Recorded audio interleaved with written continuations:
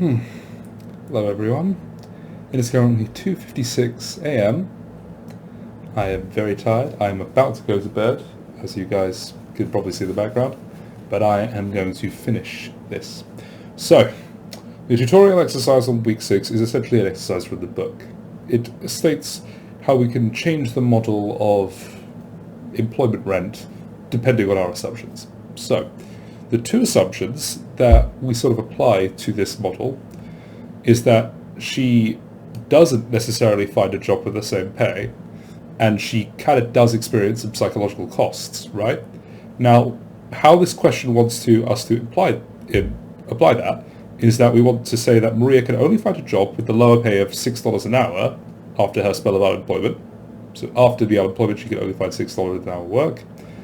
And then once she's unemployed, she experiences a psychological cost of being unemployed by $1 an hour. So let's think about this in the context here. What we're going to get is we're going to see sort of a smaller reservation option here. You can see it's 0 right here, but remember, when you're unemployed, you still get this disutility, okay? Because I'm not working, I still get that utility of not being able to, needing to work, and that's enough. Now, I've got a whiteboard here, and this should have all the details. Okay, I think I got it. There were 2 attempts before this. They kind of had a few technical issues, but hopefully this should work. So, we are... Let's bring up this one. Where is it? Where's it gone? Is it that one? Yeah, it is. Okay, let's bring up our assumptions first.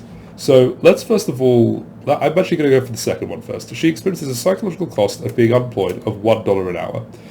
So as you can see here, we've got a similar sort of thing. We've got the wage of, I'm touching the screen like you can't even see it. We've got the wage here, is the same as before. But you can see that the disutility curve has moved down. Now this is due to the fact that she gains $2 an hour because there's no longer the disutility of working, but she's experiencing a psychological cost on top of that of $1 an hour. So we basically bump the disutility down, and we get less of a benefit from our reservation option, because essentially we're experiencing that loss of psychology, which is $1. So what this is going to do, and what this question is asking of how it would alter the employment rent, is that it's going to increase it. Because our reservation option is worse because of the psychological pressure, our employment rent option is going to be significantly bigger, because we're going to get that is the alternative. So it's going to become less likely that she's actually going to go off her job, because that reservation option is so much smaller. Now, the thing about the first part, she can only find a job with the lower pay of $6 an hour after her spell of unemployment. So we're assuming that Maria moves back up. She has a overall wage of $6 an hour, okay? But the thing is, she's no longer unemployed, so there's no longer that psychological pressure. So, as you can see here, her disutility bumps back up to $2. Given that she's currently making $6, her rent's going to be $4 an hour.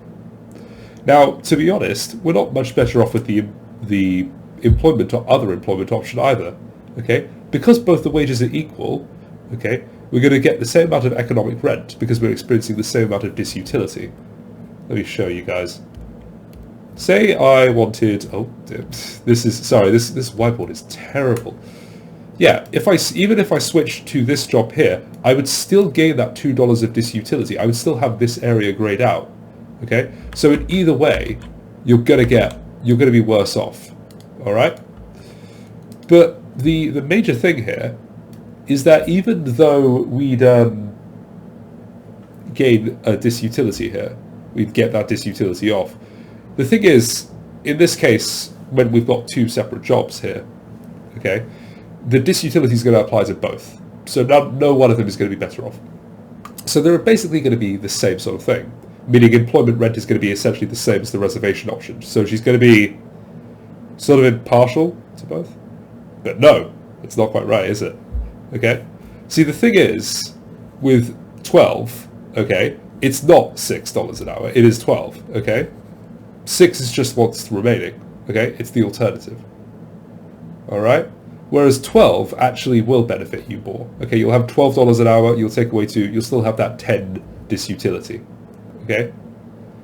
So, yeah, I think that's all right. Sorry, I'm quite tired.